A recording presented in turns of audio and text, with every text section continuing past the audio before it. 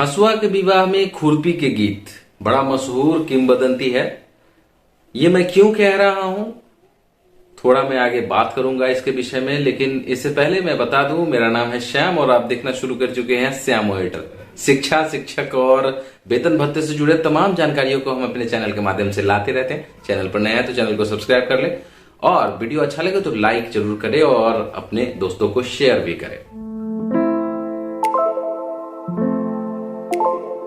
दोस्तों, मैं ये किंवदंती इसलिए कह रहा हूं कि कुछ दिन पहले प्रधानाध्यापक की नियुक्ति बीपीएससी के द्वारा कराई गई थी, जिसमें परीक्षा लिए गए थे और उस परीक्षा में बीपीएससी ने हूबहू जो वीडियो और बड़े पदाधिकारी बनाते हैं उसमें जो प्रश्न पूछते हैं प्रीलिम्स में, वो प्रश्न पूछे गए थे। लेकिन ताज्जुब की बात यह थी कि एक प्रधानाध्यापक की परीक्षा हो और उसमें एक भी स्कूल एडमिनिस्ट्रेशन से प्रश्न न पूछे जाए। हम मालूम है तेरे बाप को मत सिखा, चल। ये बड़ा अचंभा वाला प्रश्न था, क्योंकि एक प्रधानाध्यापक एक अच्छे प्रधानाध्यापक को चुनने का जो सबसे बड़ा पैमाना होता है वो ये होता है कि एक प्रधानाध्यापक स्कूल एडमिनिस्ट्रेशन का कितना अच्छा से जानकारी रखता है, वो स्कूल को किस तरह से अच्छे से चलाए, वो जानकारी उसके पास है कि नहीं है, वो वाला प्रश्न पूछा जाए। लेकिन बीपीएससी के द्वारा ऐसा नहीं किया गया था। कंट्रोल। आप सबको भली भांति याद होगा कि 50 पेडागोगी पूछे गए थे, 100 जीके जीएस से प्रश्न पूछे गए थे, जो कहीं से भी एक प्रधानाध्यापक के अच्छे से स्कूल चलाने के स्किल को मेजर नहीं करता है। नहीं। तो इसीलिए मैंने कहा था कि हसुआ के विवाह में खुरपी के गीत। अब बात करते हैं किसी भी संघ संगठन के द्वारा ये प्रश्न नहीं उठाए गए कि साहब ये प्रयोग क्यों कर रहे हो। एक तो आपने स्कूल एडमिनिस्ट्रेशन से प्रश्न नहीं पूछे, दूसरे जब स्कूल एडमिनिस्ट्रेशन से प्रश्न नहीं है, जीके जीएस पूछ रहे हो, पेडागोगी पूछ रहे हो, तो ये प्रयोग क्यों कर रहे हो भाई? निगेटिव वाला मार्किंग क्यों कर रहे हो? जबकि ऐसा बीपीएससी के हिस्ट्री में कभी नहीं हुआ था कि निगेटिव मार्किंग हो। दोस्तों, अगर आप हमारी बातों से सहमत है तो लाइक जरूर करेंगे और इस वीडियो को ज्यादा से ज्यादा शेयर भी करेंगे। हालांकि आप लोगों को भली भांति याद होगा कि जब पहली बार सिलेबस निकाले गए थे तो उसमें एजुकेशन लॉ से ही सारे प्रश्न थे। शिक्षकों में बड़ा उल्लास था, क्योंकि शुरू से यही होता आया है कि एजुकेशन लॉ से प्रश्न पूछे जाते रहे हैं।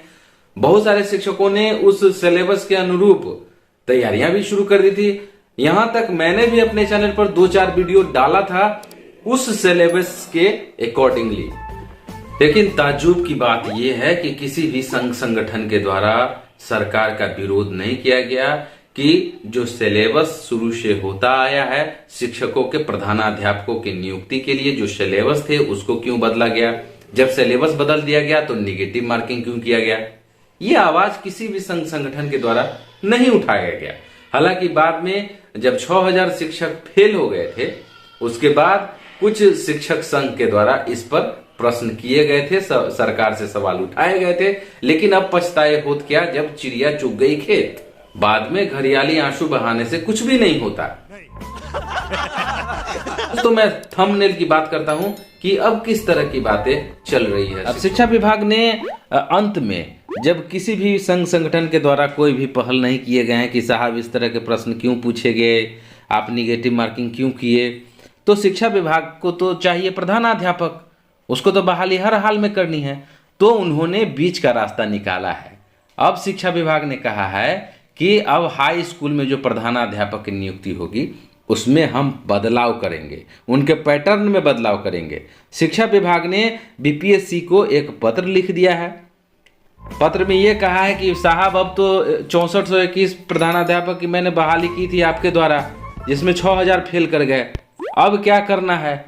तो अब उन्होंने कहा कि पद भरने को अब नया फॉर्मूला हम निकालेंगे और माइनस मार्किंग जो है उसको हम हटा देंगे और उसके बाद परीक्षा का समय भी अब बढ़ाएंगे।